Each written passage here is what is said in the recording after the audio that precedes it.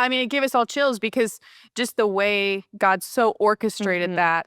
And by this point, and it's hard to cover, 12 years in a podcast episode, but, just to kind of like reiterate, by this point, your kids are starting to get a little older and they're starting to show symptoms. You still have various, like you'd had stomach pain that they couldn't figure out, like joint pain that didn't make sense. So they're like fibromyalgia. They're just They threw all kinds of things at me to the point where I was in the hospital for 7 days with horrible abdominal pain.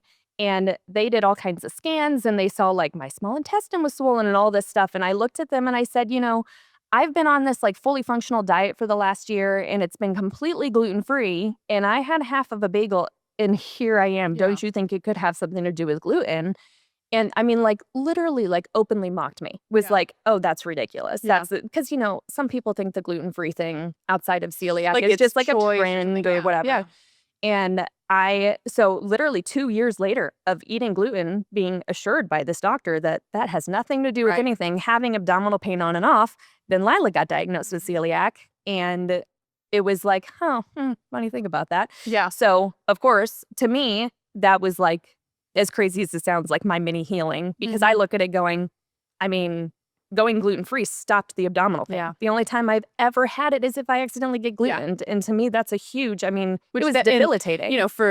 For those who don't understand celiac, it's actually like your body is quote unquote allergic to gluten. Like you have an intolerance to the point of, causing damage to your body. Like my small intestine was swollen so much that they wouldn't let me leave the hospital. Yeah. And this is very interesting. You're looking at the toiletry product you use to what kind of sunscreen and medications. This is not just, I'm not going to eat a piece of bread. No. And so like difficult. Getting Lila on track for getting treated and just eliminating that, finding out you had that, you basically were able to stop the damage that was occurring in its tracks to some extent. But then you look back at that because of obviously just how complex everything about your medical history is.